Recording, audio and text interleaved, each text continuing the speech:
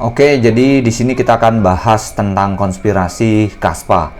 Di sini Yonatan Sompolinski adalah pencetus atau yang buat Kaspa. Itu di Twitternya ada kutipan a real imposter, jadi penipu sejati seperti itu.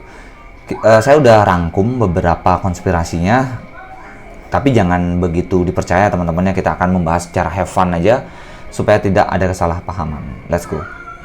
Oke, di sini nomor 1. Apa maksud real imposter? Tentang Yonatan Sompolinski, istilah imposter di sini lebih ke imposter syndrome, yaitu perasaan seorang merasa tidak layak padahal sebenarnya dia sangat jenius. Kenapa? Kenapa harus imposter? Kenapa harus real imposter seperti itu? Yang pertama ada karena Yonatan Sompolinski lulusan Hebrew University, yang kedua ada peneliti blockchain kelas dunia, yang ketiga papernya diacu oleh Vitalik Buterin, teknologi yang benar-benar membangun fondasi blockchain yang lebih cepat dari Bitcoin. Dia kelihatan kayak imposter padahal dia sebenarnya mastermind asli. Jadi kalian percaya nggak kalau misalnya apa sih gunanya, tujuannya dia menggunakan kata-kata real imposter yang seperti itu? Jadi kita lebih melihat bahwa ada hal yang tidak logis di situ ya teman-teman. Buat apa dia memasang real imposter, jadi penipu sejati? Nah, seperti itu. Yang kedua, konspirasi yang kedua adalah Satoshi Nakamoto menghilang 13 Desember 2010. Pada tanggal ini, Satoshi Nakamoto berhenti posting di forum Bitcoin Talk dan secara bertahap memutus kontak dengan komunitas. Setelah itu, nah ini yang janggal di sini, Yonatan Sompolinski join Twitter pada Desember 2010. Kebetulan? Kebetulan nggak? Kalau menurut kalian? Coba kita tes tar ya. Ini bergabung Desember 2010. Apakah kebetulan? Ya, ini konspirasi teman-teman, jangan terlalu dipercaya. Buat have fun aja. Seandainya pun bener ya bagus aja gitu loh. Seandainya memang dia Satoshi Nakamoto ya keren-keren aja gitu. Terus fakta ini dianggap kebetulan yang terlalu tepat. Karena Satoshi Nakamoto menghilang, Yonatan Sompolinski muncul di ruang publik. Muncul pertanyaan apakah ini kebetulan atau bagian dari upaya seorang mengganti identitas digitalnya. Apakah dia pengen mengganti identitas digital karena mungkin Bitcoin pada saat itu sudah mulai tren dan dia takut keberadaannya diketahui, jadi dia harus mengganti identitasnya. Kita lanjut lagi.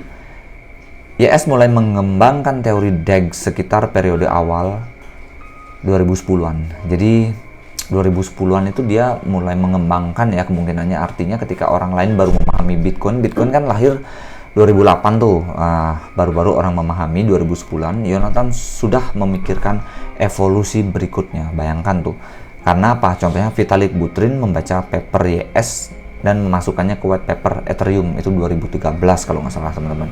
Jadi 2013 papernya udah ada, jadi pasti sebelum itu sudah merencanakan dia. Jadi kemungkinan antara 2010 sampai 2012-an gitu.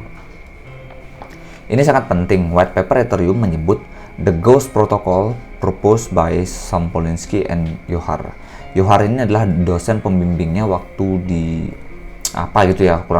saya kurang menselusuri tentang Afif Johar ini teman-teman ya.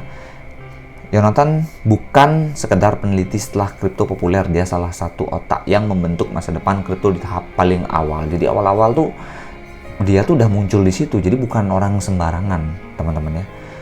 Begitulah konspirasinya. Yang ketiga nih ya, akun Satoshi mengirim kata Nour di 2018. Kalian bisa cek di Google, itu benar.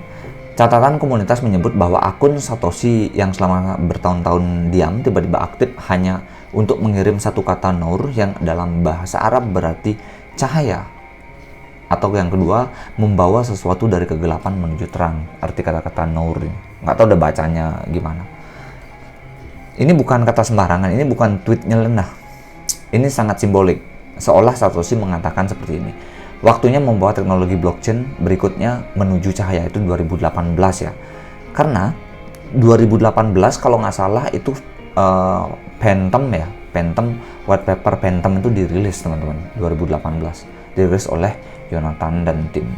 Seperti itu. Apakah kebetulan lagi? Kurang tahu. Jadi kita lanjut aja lagi. Yang nomor 4. Yonatan dan Satoshi punya tanggal lahir yang sama. Apakah itu benar? Tapi nggak ada ya, keduanya tuh mungkin menggunakan tanggal lahir yang apa ya, seperti simbolik aja. Satoshi di profil peer-to-peer foundationnya mencantumkan tanggal lahir 5 April 1975. Jadi Satoshi Nakamoto tanggal lahirnya 5 April 1975. Jadi kalau di umur sekarang Satoshi itu umurnya 50 tahun seperti itu. Banyak pihak mencatat bahwa tanggal 5 April ini mungkin simbolis karena berkaitan dengan Executive Order 6102. Nah, kayak gini. 5 April 1933. Yang dimana melarang kepemilikan emas publik. Jadi apakah ini ada hubungannya atau hanya konspirasi belaka? Biarkan waktu yang menjawab di masa depan nanti. Salam Kaspa Maksimalis. Saya tulis begitu, kalau kalian suka kalian baca aja di Twitter saya.